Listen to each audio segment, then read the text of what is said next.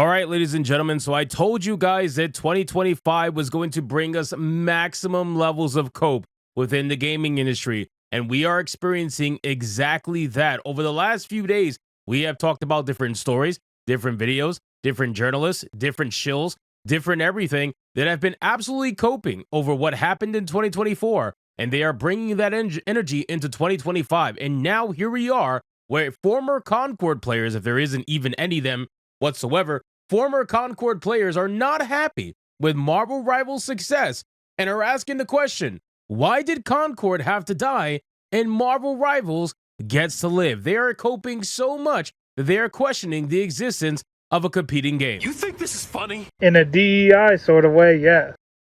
Well, Mr. Funny Man, is this how you get your sick kicks? What? It's just an ordinary hero shooter. Oh my goodness! BlackRock! That thing bleeding to the... Nah, I mean, Welky Slash. That thing bleeding, B.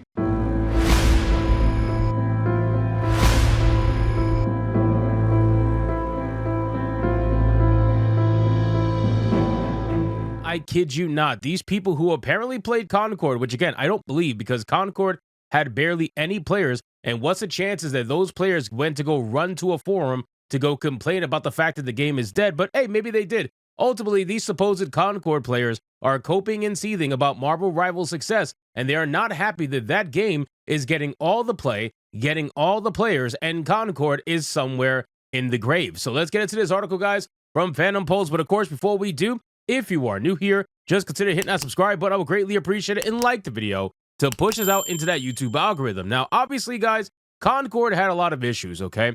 Concord had a multitude of issues that were going to drag the game down no matter what. And these people are coping so hard that they're trying to blame people like me for the reason why the game failed. But ultimately, the game failed because it just wasn't a good game. Not only that, it didn't have the proper play, it didn't have the proper monetary status, it didn't have the proper anything in it in order to garner an actual player base. They were charging $30 to $40 for an entry fee for a game that nobody wanted to play in the first place. It should have been free to play. But it being free to play wasn't going to save it from its ultimate gameplay issues. The game was overall just very boring looking. Nobody liked any of the characters. They were all so ugly, so plain looking, so boring that nobody even wanted to invest any time into actually playing the game. And then on top of that, you add a little bit of the woke shit to it, and then all of a sudden people are checking out before they even give the game a chance. And rightfully so. People have every right to do that, no matter how much the shills want to tell you otherwise. So now, apparently, a number of alleged former Concord players are not happy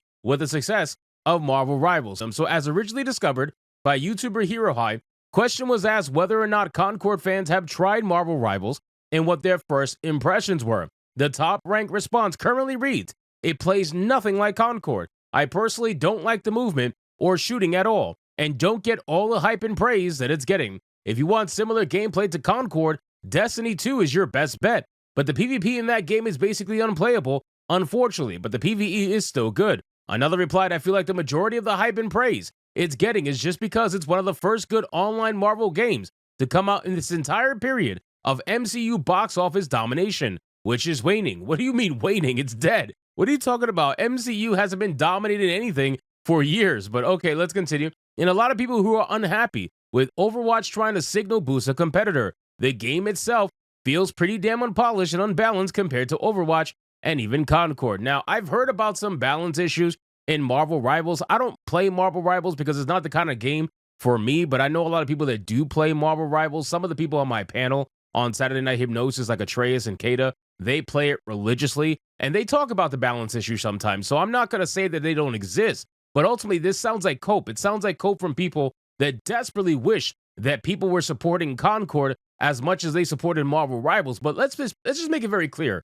Marvel Rivals has like an IP behind it, right? It has a name behind it. Not only that, have you seen the characters that are in Marvel Rivals? They respect the original source material of the characters that they're based on. They don't go and try to make them ugly. They don't go and try to give them pronouns. They don't go and try to do nothing divisive. All they're trying to do is offer you a Marvel version of Overwatch. That is literally what it is at the best. That's all it is. So you are going to complain that Concord, with no name behind it, with no IP behind it, is going to somehow compete against a game like Marvel Rivals. You're absolutely insane. Not only that, the gameplay looks totally different. The gameplay, for all intents and purposes, to be honest with you, on Marvel Rivals looks a lot more fun than it did on Concord. And I don't like these kind of games, but just looking at them at face value, I would rather play Marvel Rivals than play Concord. That's just me personally. I don't know if anybody else disagrees. I'm sure these people do, but ultimately, most people probably go with that assumption.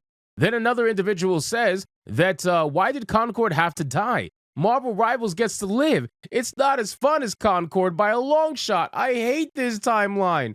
I wonder if this person's trolling.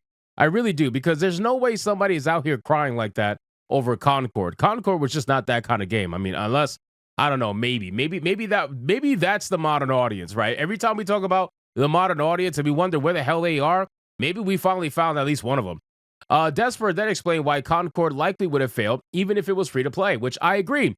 Like I said earlier in the video, Concord being free to play would not have saved that game. It would have helped a little bit, but the game still would have died no matter what, because ultimately the characters were super ugly. Nobody cared about them. They were not even interesting. Again, I'm not saying to make them pretty, but they're not even interesting, bro. They're so boring looking. They're copy and paste of Guardians of the Galaxy. And then on top of that, they marketed it divisively. They had pronouns in the game. When they talked to the developers were attacking fans. They were saying it was a bunch of white noise, that all the criticism that they were getting doesn't mean anything.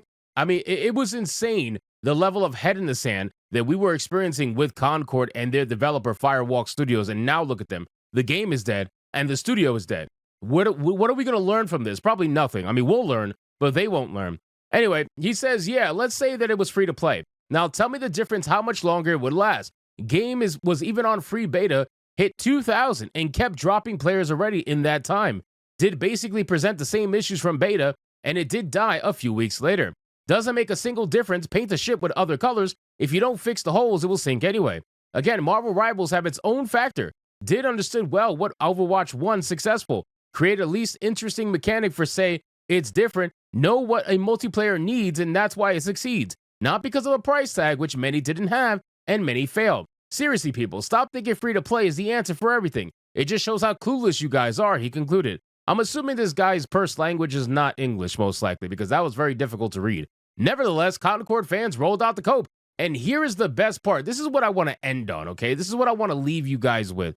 This massive level of cope that we're about to read is the same level of cope and energy that all these developers have, that all these journalists especially have in the gaming industry, and all these shills on YouTube. They all think the same exact way. We are apparently an all-powerful deity. We can somehow control the outcome of every single game just at the mere mention of our own personal, I guess, opinion on the game. But then when you try to have a conversation with these people, they say we're meaningless. They say we are a small fringe group of people.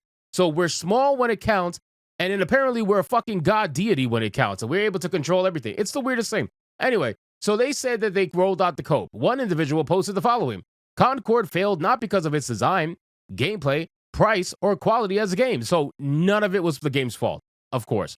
But because it became a target in a culture war. Oh, from the moment it was announced, discussions about the game were dominated by negativity. Critics labeled it as dead on arrival, woke, or trash before there was even a beta or gameplay footage. This constant negativity overshadowed the game itself. Despite being fun for those who actually played it, few people gave it a fair chance. The backlash was so intense that even liking the game invited ridicule. In the end, more people criticized Concord than actually experienced it, which made it impossible for the game to succeed. The user added, "You are coping. You are absolutely fucking coping. If you are going to try to blame the failure of Concord on grifters, right, on YouTubers, on people who were talking negatively about the game, if you're going to try to blame that on us, you're absolutely out of your mind." And it goes to show that you guys don't actually want to help the gaming industry. You guys don't want to be holding these developers accountable. You don't actually want these games to be better than what they are when they first release, because you are going to say all the right things because you feel like that's the right thing to do, because you don't want to be the negative one, right? You don't want to be surrounded by negativity. Ultimately, that game has every right to die because the gameplay was not great. The design was not great. The price was stupid. That was the number one dumbest thing I've ever seen. And then the quality of the game was extremely questionable at best. And you are out here trying to pretend like there's nothing wrong with the game, and it's everything wrong to do with the people talking about it. You're insane. People saw this game and their first impressions were not good, which is the fault of the developers, Firewalk Studios, for putting out a trailer that was going to turn off a lot of fans. And you know what happened when fans tried to give them criticism in the hopes to change up things for the better? You know what they did? Oh, that's just white noise. We don't really hear that. Yeah, they're just talking, a lot of negativity, but we don't really hear that. We're doing fine, and we're going to support this game for years to come. Well, guess what? How did that turn out? So anyway, guys, thank you so much for watching this video. Hope you did enjoy it. If you did, consider leaving me a subscribe. I would greatly appreciate it. Don't forget to like the video, comment, let me know what you thought, and I'll see you guys on the next one. Hypnotic out.